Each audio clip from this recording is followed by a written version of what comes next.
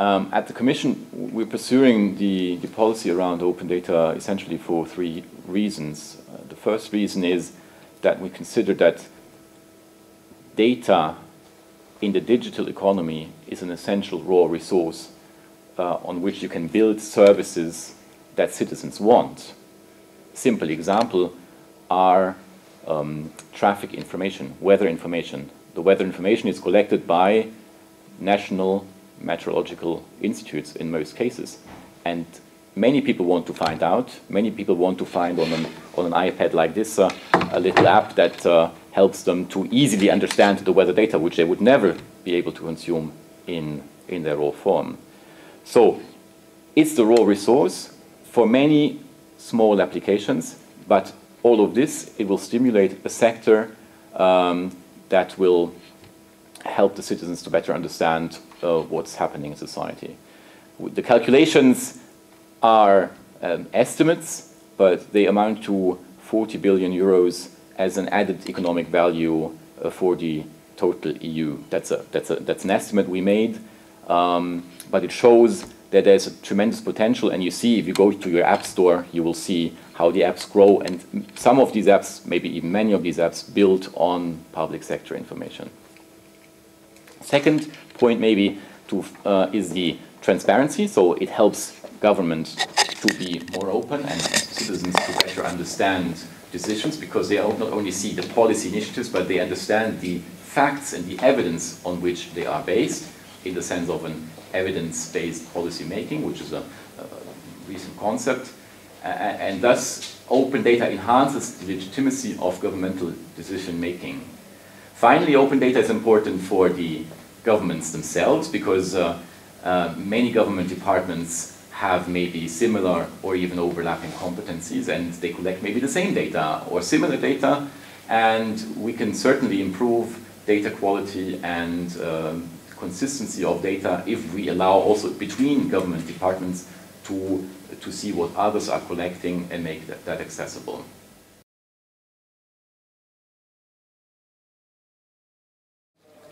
So the PSI Directive is one building block in making open data happen. PSI stands for Public Sector Information, which is another term of saying open or government data. It encompasses all the data produced by public sectors, and in its initial version of 2003, it basically said once a reuse of such information is allowed to someone, it should be allowed to everyone else who is interested under the same terms and conditions. That's what is as simple as that. So in the old directive, and actually Greece went already a bit further than that, but in the old directive it was allowed for the public sectors to decide which data should be made open and which not. The Commission did not impose that obligation in 2003, because it thought it was maybe a bit premature. But now we are in 2013, and the revision of the directive says that all data that are accessible should at the same time also be reusable. This is what also the open data NGOs want. So that open data is defined as being not only giving the access and make stuff findable, but also that you can do something with the documents, with the data that you find, so that reuse is allowed. The PSI Directive focuses on this reuse element because the EU has no mandate to demand transparency in terms of access from the member states. We practice it for ourselves, but the EU treaties don't give us the right to ask access to documents on the member state. That's a national competence. A second important thing with the PSI Directive that will change now is always the question, how much do I have to pay if I want to reuse something?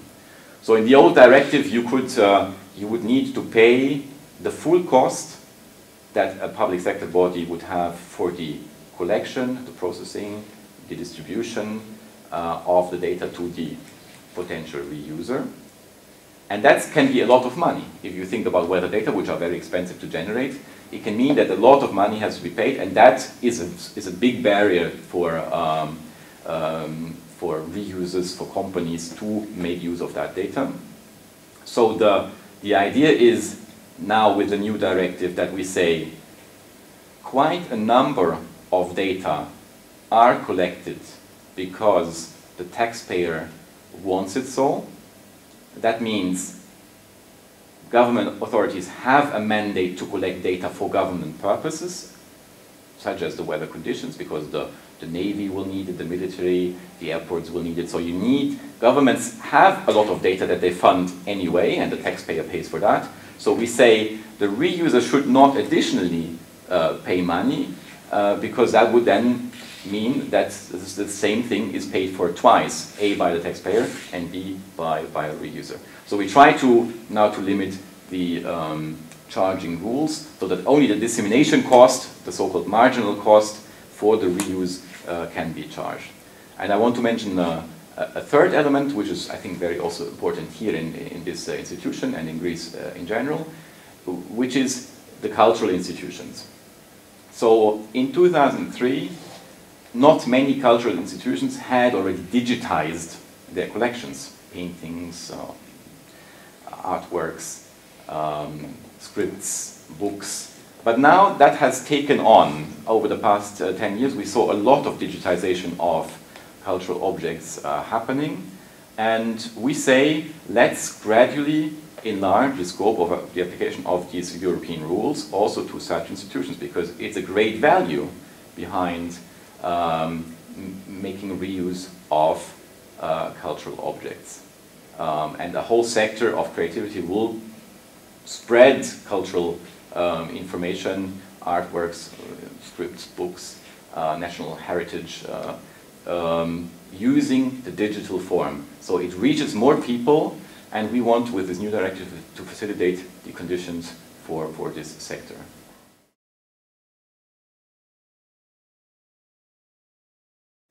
So the rules are like with any other directive. It's an objective set at European level, and it gives the member states the freedom, so to say, to implement it in its existing national framework. So it's not an EU law that applies directly on the ground, but every country will fit the proper place in its legislation to achieve the objectives. That has happened in Greece with the law 3448 of 2006 already. Now a new directive has been adopted in June of this year, and I was happy to be here also in Athens to discuss some of the technical questions around the transposition of that new directive that is due for transposition into Greek law in a framework of 2 years' time. Hoping, as was said in the conference also this morning, that as we have a certain momentum at this moment around the issue of open access and open data here in Greece with the launch of the portal, and taking into consideration that the new directive does not change very many things around the reuse of public sector information, that we can certainly go for a relatively quick implementation. That would be our desire to achieve, that it can happen before the 2 years have passed.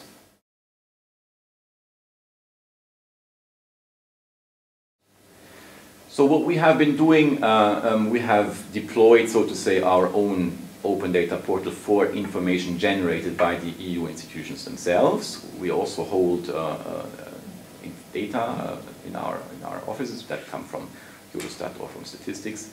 And we try now to expand this approach to build on a European scale a pan-European service infrastructure for data that shall aggregate data that is available openly in all the member states at the national, regional, municipal level.